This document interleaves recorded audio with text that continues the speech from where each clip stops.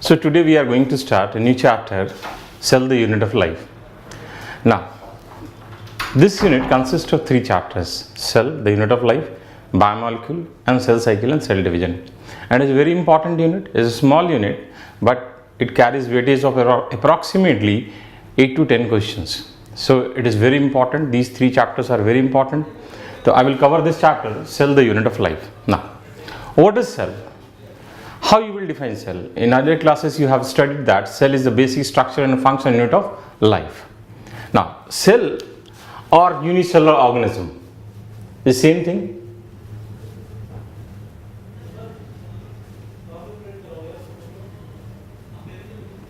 Now, what is unicellular organism? A structure having independent existence and capable of performing all its function. That is unicellular organism, and that is also cell, having independent existence and capable of performing all its function, because anything less than this will not allow independent existence. So cell is basic structure and function unit of life, having independent existence and capable of performing all its function. Now, before we enter into this topic, we will discuss some historical aspect. We will discuss those scientists who are involved in discovery of cell and discovery of cell theory and different aspect of that. Now, first scientist is, so our topic is historical aspect. First is Robert Hooke. Now, Robert Hooke was the first person to observe cell. He was first person to observe cell. He observed dead cork cell. Second scientist is Anton von Leeuwenhoek. Now, he was the first person to observe living cell. First person to observe living cell. He was also responsible for construction of first microscope. So these are two main contributions of Anton von Leeuwenhoek. That is first person to observe living cell, and he was also responsible for construction of microscope, first microscope. Third, Robert Brown.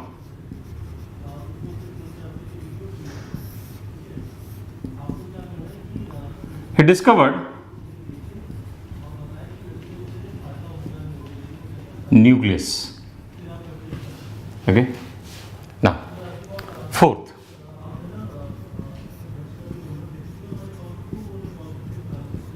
Schleiden. Schleiden was German botanist.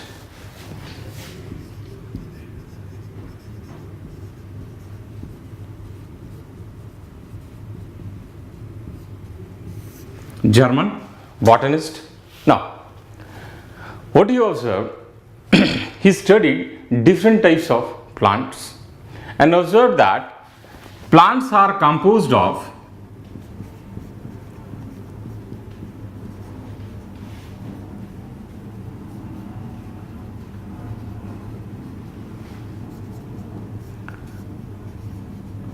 different types of cells.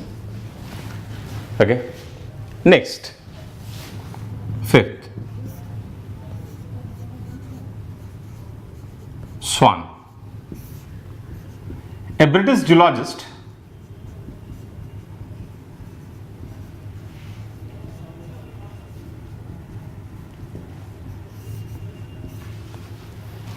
he observed that in case of animal cell, limiting layer or the outermost layer is plasma membrane or cell membrane. Limiting layer in animal cell is plasma membrane. Okay. Then he observed that in plant cell,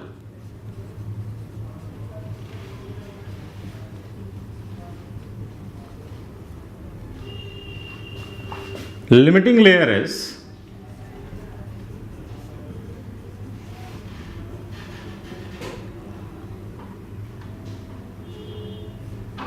cell wall. Okay. Then on the basis of his studies, he also hypothesized that every living organism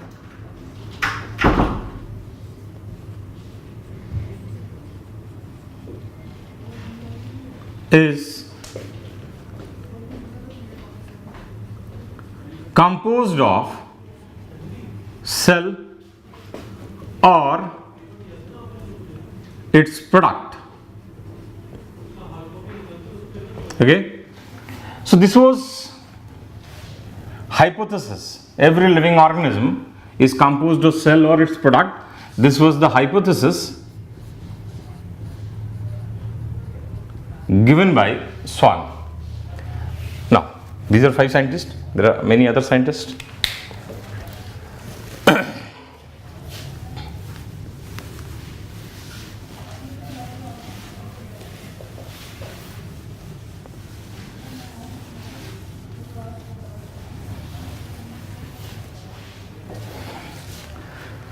Sixth, Rudolf Virchow. He proposed concept of omnis cellula e cellula. Omnis cellula e cellula. That means all cell, new cell arise from pre-existing cell. That is, all new cell arise from pre-existing cells. Now, next, 7th, J. Hammerling. J. Hammerling. By using unicellular green algae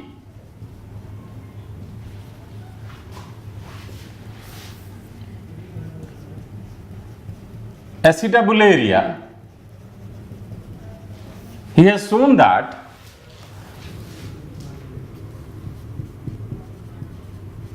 function of cell is controlled by nucleus. That is, nucleus is master cell organelle which controls the functioning of cell. This is the contribution of J. Hammerling. Now,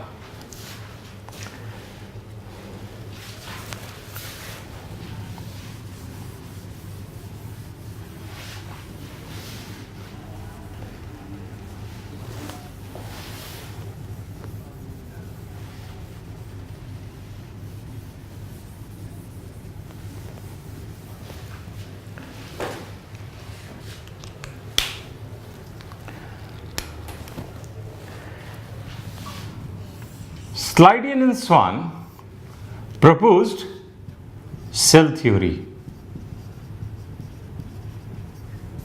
So cell theory was proposed by Slidian and Swan. There were various points in cell theory. Now it has only two main points. First, every living organism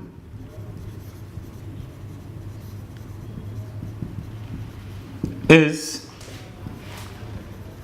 composed of cell or its product. Second point is, all new cell arise from pre-existing cells. So these are the two main points of cell theory proposed by Slidian and Swan.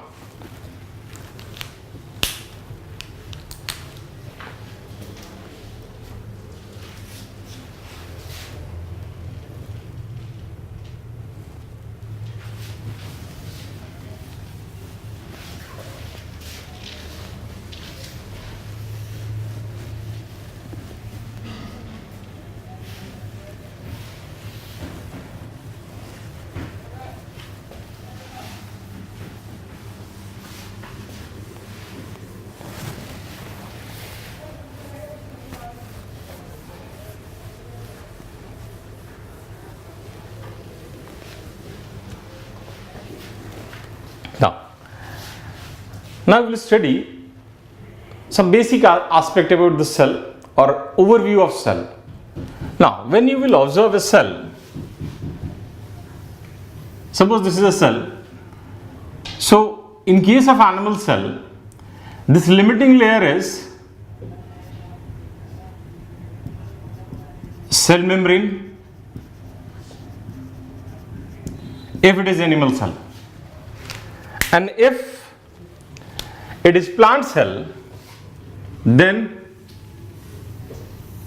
limiting layer is cell wall, outermost layer.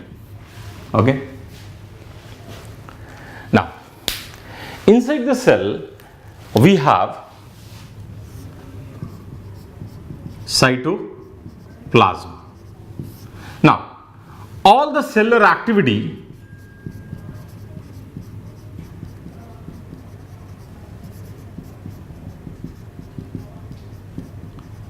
takes place in cytoplasm. Okay. So that's why cytoplasm is known as central arena of cellular activity. Every cellular function takes place in cytoplasm. Now, then in cytoplasm, if it is eukaryotic cell, we have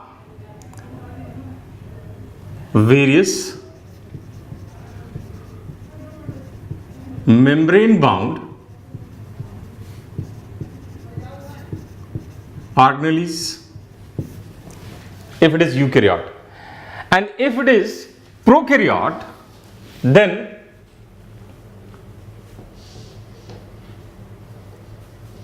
membrane bound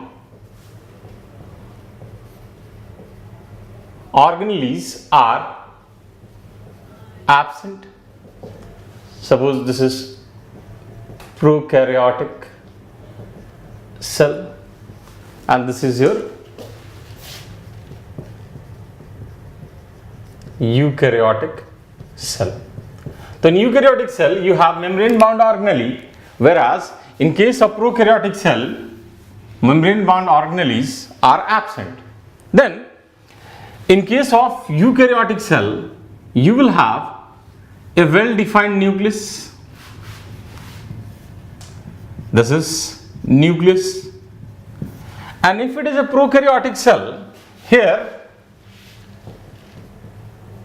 nucleoid is present that is genetic material is not bounded by membrane. Okay. Now, apart from this, in case of this eukaryotic cell, we have DNA, and this DNA is packaged with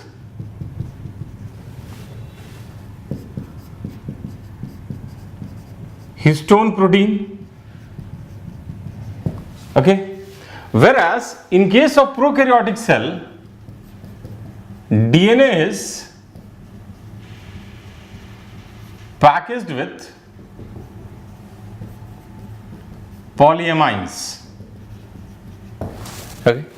These are the differences between prokaryotic and eukaryotic cell. You have histone protein, which helps in packaging of DNA in case of eukaryote, and in case of prokaryote we have polyamines. Now, another difference is in case of eukaryotic cell you have ATS ribosome, whereas in case of prokaryote we have 70S ribosome. Okay, that I have already discussed in chapter biological classification. I have discussed every detail of prokaryotic cell in biological classification, that I am not going to discuss in this chapter. I have already told you I will discuss that in biological classification, so I have discussed that. Now, one other difference between prokaryote and eukaryotic cell is, in case of eukaryote,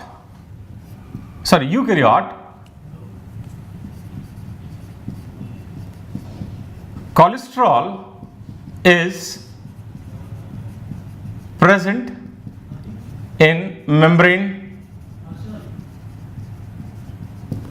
whereas in case of prokaryote we have hopanoids in membrane.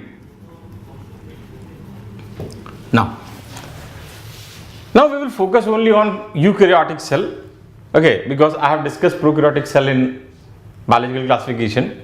Now, in case of eukaryotic cell, in cytoplasm there are organelles which are bounded by membrane, and there are structures which are not bounded by any membrane. And in case of plant cell,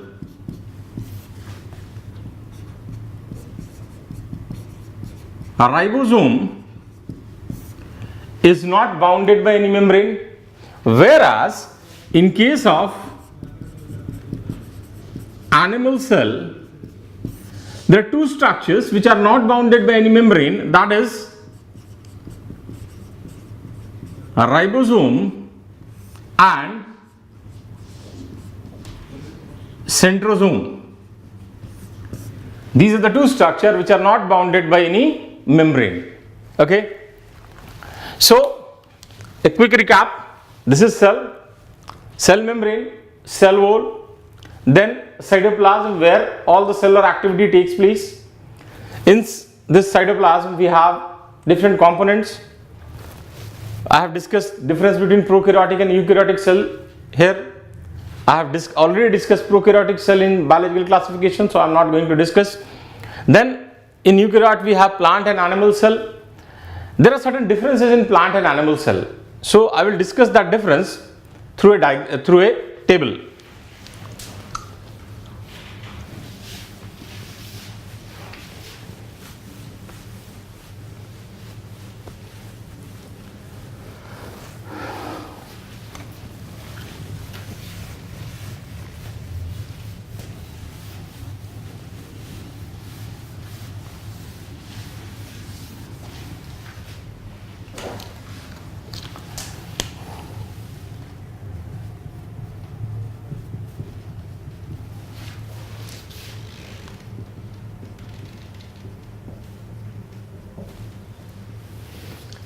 First difference: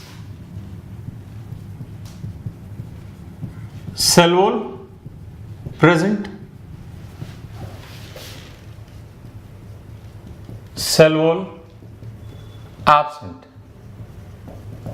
Second,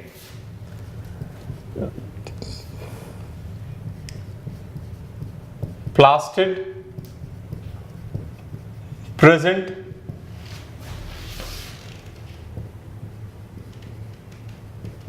plastid absent. Third, large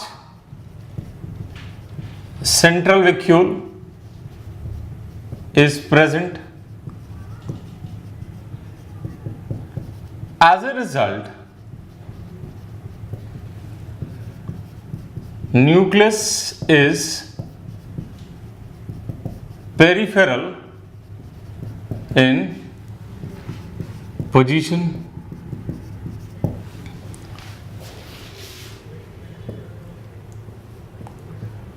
Vacuole very small or absent, and large central nucleus is present. Okay, next.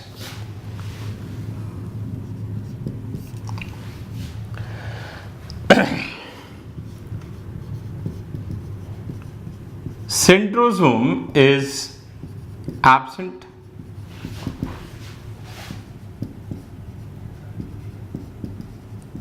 and centrosome is present.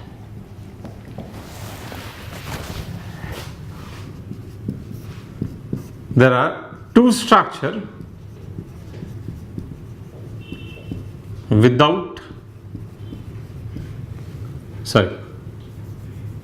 one structure without membrane, that is a ribosome, and there are two structures without membrane, that is a ribosome and centrosome. Okay, so these are the two structures which is without membrane in case of animal cells. So these are some major differences between plant and animal cell. Now, size of cell is highly variable. You will observe cell of different size. For example, smallest living cell is mycoplasma. It is smallest living cell with the size of 0.1 to 0.3 micron. Size of bacterial cell is something between 1 to 5 micron. Okay, then RBC has size of 7 micron. Largest cell is